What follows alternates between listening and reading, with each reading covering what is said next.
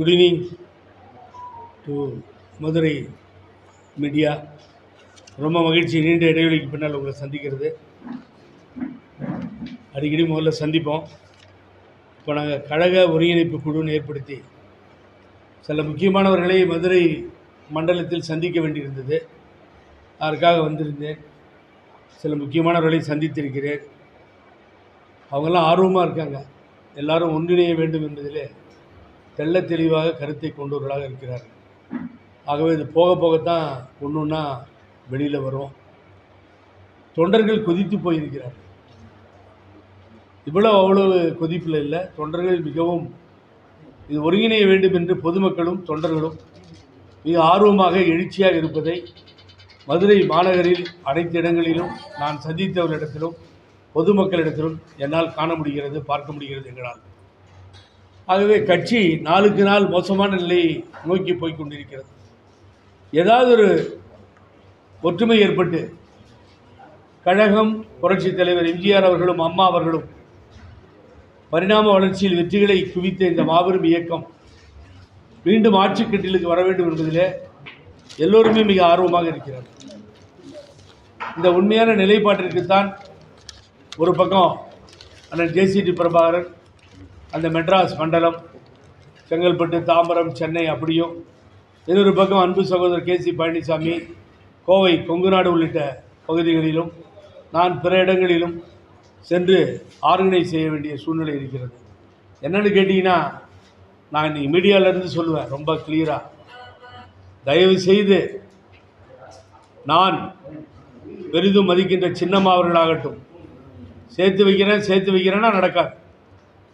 எப்போங்கிறத கேள்விக்குறி. பல ஆண்டுகளாக இதுதான் சொல்லிகிட்டு இருக்காங்க அவங்க. நான் சேர்த்து வைக்கிறேன். சரி, எப்போ சேர்த்து வைக்கிறேன்? 7 இடங்களில் டெபாசிட் போயிடுச்சு நாடாம. அப்புறம் பார்த்தீங்கன்னா 12, 13 இடத்துல அண்ணாமலை கிண்டல் பண்ணுற அளவுக்கு 3வது இடத்துக்கு போயிடுச்சு. இந்த மாதிரி ஒரு சூழ்நிலை அனைத்து இந்திய அண்ணா திராவிட முன்னேற்ற கழகத்துக்கு ஏற்பட்டிருக்கு. போக போக தோல்விகள் தொடர்ந்து. இப்போ என்னென்னா சதவீதம் சொல்லிட்டு இருக்காங்க. நீங்கள் பர்சன்டேஜ் ஒரே காமெடி. அது 20 இடத்துல நின்னப்போ எவ்வளவு வாக்குகள் பெற்றார்களோ அந்த சதவீதம் தான் சார் 34 இடத்துல நின்னப்பையும் வாங்கியிருக்காங்க. நான் உங்களுக்கு நீட்டாக சொல்கிறேன். கொஞ்சம் கூட அதிகமாக கம்மியாக வாங்கலை. ஆனால் இப்போ சதவீதம் நாங்கள் வாங்கிட்டோம் அப்படின்னு சொன்னால் நான் கேட்குறேன், கொடி இருக்குது, சின்னம் இருக்குது, கட்சி இருக்குது, எங்கள்கிட்ட எல்லா தலைவர்களும் இருக்காங்க. நாங்கள் இவ்வளோ சதவீத வாக்குகளை வாங்கிட்டேன்னு நீங்கள் சொன்னீங்கன்னா, அந்த வாக்குகள் எடுத்துகிட்டு போய் இவ்வளோ சதவீதம் வாங்கிட்டேன்னு சொல்லி நாடாளுமன்றத்தில் இப்படி காமிச்சா உள்ளே சீட்டு கொடுத்துருவாங்களா?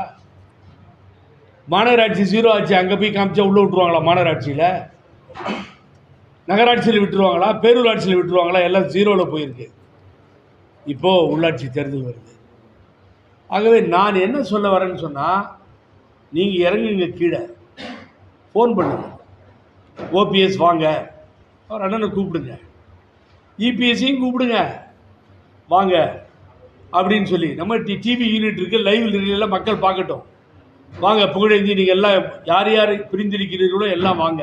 அது யார் யார் அந்த முயற்சியிலே ஈடுபடாமலேயே நான் சேர்த்து வைக்கிறேன்னா என்னத்தை சேர்த்து வைக்கிறது? நான் எல்லா தியாகமும் பண்ண தயார்னு ஓபிஎஸ் அண்ணன் சொல்கிறாரு. அவர் மேலே மிகவும் மரியாதையாக இன்றும் நான் பேசி கொண்டிருக்கிறேன். நான் அவர்கிட்ட என்ன சொல்கிறேன், யார் சின்னம்மான்றவங்க போங்க, போயஸ் தோட்டத்துக்கு வரமா உங்களை பார்க்குறதுக்குன்னு போங்க, ஒரு 10 நிமிஷம் உட்காந்து பேசுங்க. அதுக்கு முன்னாடி பழனிசாமியை கூப்பிடுங்க.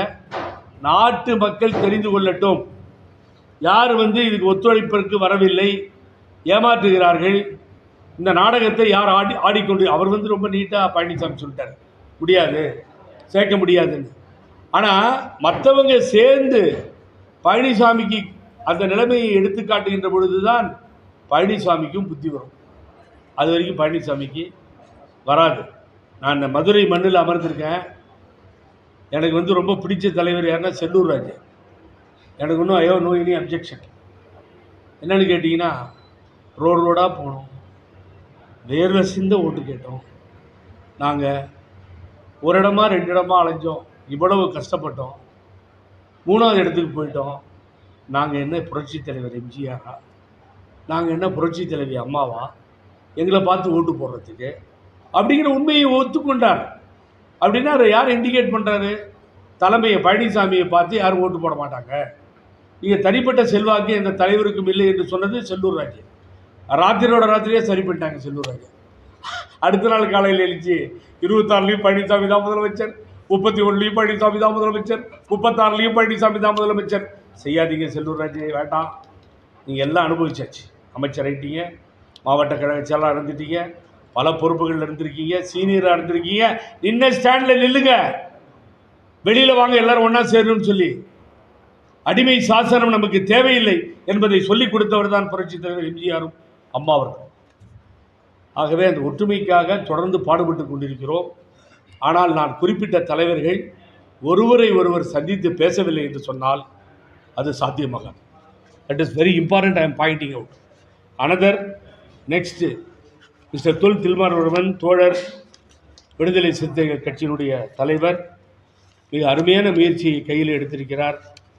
நான் மனதார அவரை பாராட்டுகிறேன். மதுவிலக்கு, மதுவை ஒழிக்க வேண்டும், அதற்கு ஒரு மாநாடை நடத்த வேண்டும். கட்சிகளுக்கு அப்பாற்பட்டு ஒரு பொதுநல நோக்கோடு அவர் சொல்லியிருக்காரு, கிளியர் பண்ணிட்டார். நேற்றையெல்லாம் அதிமுக கூப்பிட்ற மாதிரி டிவியிலலாம் போயிட்டு இருந்துச்சு. இல்லை, அவர் எல்லோரையும் அழைக்கிறோம், அரசியலுக்கு அப்பாற்பட்டு அழைக்கிறோம் அப்படின்னு சொல்லி கூப்பிட்டுருக்காரு. நிச்சயமாக அதிலெல்லாம் நாங்கள் எந்தவித யோசனையும் இல்லாமல் அவரோடு கலந்து கொள்வதற்கு தயாராக இருக்கிறோம். அதில் மாற்று கருத்தே கிடையாது. மது ஒழிய வேண்டும். என்னுடைய சொந்த ஊர், பிறந்த ஊர் கள்ளக்குறிச்சி. அங்கே அவரும் வந்திருந்தார், 2 நாள் இருந்தார், நானும் அங்கே இருந்தேன். லேடிஸ் குடிச்சிட்டு ஆஸ்பத்திரியில் படுத்திருந்த காட்சி, ஹேண்டிகேப்டு, கால் போயிட்டுருக்கு, குடிச்சிட்டு அவருடைய கிட்னி போய் ஆஸ்பத்திரியில் படுத்திருந்த காட்சி, கிட்டத்தட்ட 67-70 பேர் இறந்து போன அந்த காட்சி, இதெல்லாம் மறக்க முடியாது. ஆகவே இப்படிப்பட்ட மது ஒழிய வேண்டும் என்பதற்காக அருமைக்குரிய அன்னார் தோழர் திருமாவளவன் எடுக்கும் முயற்சிக்கு எனது வாழ்த்துக்கள். அது மாபெரும் வெற்றியை பெற வேண்டும். அதில் இன்னொரு சின்ன கருத்து, அவரை போய் இதில் நான் இழுக்கலை, என்னுடைய சொந்த கருத்தை நான் சொல்கிறேன். என்னென்னு கேட்டிங்கன்னா, தந்தை பெரியார் அவர்கள் தன்னுடைய இயக்கத்தை, திராவிடர் கழகத்தை நிலைநிறுத்திய பொழுது இந்த மதுவிலக்கு, இந்த மதுவை ஒழிப்பதற்காக தன்னுடைய சொத்துக்களான தென்னை மரங்களை, ஆயிரக்கணக்கான தென்னை மரங்களை வெட்டி எறிந்தார் தந்தை பெரியார் அவர்கள். கல் ஒழியப்பட வேண்டும் என்பதற்காக போராட்டம் நடத்தினார். இவ்வளவும் பார்த்தோம். நான் என்ன கெஞ்சி கேட்டுக்கிறேன், திரைமறைவில் வேற போய்கிட்டு இருக்கு. சில அரசியல்வாதிகளுக்கு சாராய ஃபேக்ட்ரி இருக்குது, ஒயின் ஷாப் இருக்குது, லிக்கர் ஃபேக்ட்ரி இருக்குது. உங்களை கையெடுத்து வணங்குகிறேன். பொதுநல நோக்கோடு நல்ல பதவியில் அரசியலில் நீங்கள் இருப்பீர்களே ஆனால், மக்களுக்கு நல்லது செய்ய வேண்டும் என்று நினைப்பீர்களே ஆனால், முதல்ல நீங்கள் அதை நடத்துறத மூடிடுங்க. நான் யாருன்னு பேர் சொல்ல விரும்பலை, எனக்கு தெரியும், பெரிய லிஸ்டே இருக்குது. யாராக இருந்தாலும் சரி, ஒவ்வொரு மேபி எனி பார்ட், நீங்கள் முதல்ல அதை ஸ்டாப் பண்ணுங்கள். அந்த தொழில் வேண்டாம். மக்களை, மக்களுடைய சுக நலத்தை, அவர்கள் வாழ்வை பாதித்து சாகடிக்கின்ற அந்த சாராய ஃபேக்டரியை நடத்தாதீர்கள். இது அதுக்கு பின்னாடி ஒளிஞ்சிட்டு இருக்க விஷயம். ஆகவே தொல் திருமாவளவன் அவர்கள், அன்பு சகோதரர் அண்ணர், இதுக்கெல்லாம் அப்பாற்பட்டு தான் இந்த போராட்டத்தை நாங்கள் கையில் எடுத்திருக்கிறோம், மாநாடு நடத்துகிறோம் என்கிறார். அதில் எல்லோரும் கலந்து கொள்ள தயாராக இருக்கிறோம். அதில் எந்த அரசியலும் இல்லை என்பதை அவர் தெளிவுபடுத்தியிருக்கிறார். உதயநிதி சார் உட்பட அனைவரும் கடுமையான போராட்டங்கள் தொடர்ந்து எடப்பாடியை அனுப்புவதற்கு பல்வேறு முயற்சி மட்டும்தான், வீராப்பான பேச்சுக்கள் மட்டும்தான் முதலமைச்சர் மட்டும் எதிர்பார்க்க முடியலை தவிர வெற்றிகள் எதுவுமே புரியலை. கடுமையான பின்னடைவு தான் நீங்கள் சந்திச்சுட்டு இருக்கீங்களா? நீங்கள் எல்லாருமே ஒத்துக்கிறோம். நீங்கள் சொல்கிறது தான் நியாயம் கூட நான் ஒத்துக்கிறோம். பழனிசாமி எதுக்க முடியலன்னு ஒத்துக்கிறோம். நான் ஒருத்தர் தான் பொதுச் செயலாளராக ஏற்றுக்கூடாதுன்னு எலெக்ஷன் கமிஷன் லெட்டர் கொடுத்தேன். கடுமையாக போராடிட்டு இருக்கோம். அதில் அவர் வெற்றி பெறலை, இன்னும் பெண்டிங்கில் தான் இருக்குது எலெக்ஷன் கமிஷனில். ஏன் சார் தேர்தலில் வெற்றி பெறதில்லை? ஒரு கட்சி தொடர்ந்து தோற்குது சார்.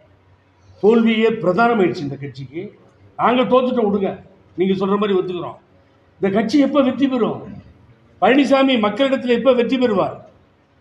ஏன் அது முடியல பழனிசாமியால்? பழனிசாமிகிட்ட நாங்கள் தோக்குறது, இந்த கட்சியில் இருக்க பழனிசாமிகிட்ட புகழேந்தி தோத்தார், புகழேந்திட்ட பழனிசாமி தோத்தார்ன்ற செய்தி அல்ல. எதிர்கட்சி திராவிட முன்னேற்ற கழகம் மற்ற கட்சிகளோ பழனிசாமி கிட்ட தோக்குது அப்படின்னு சொன்னால் அதுதான் தலைமை. அந்த தலைமை இல்லையே. இங்கே உள்கட்சியில் அடிச்சிட்டு இருக்கிறது தானே பிரச்சனையாக இருக்குது. நீங்கள் சொல்கிறது உண்மை தானா? இல்லை, நான் எம் நாட் டினிங்.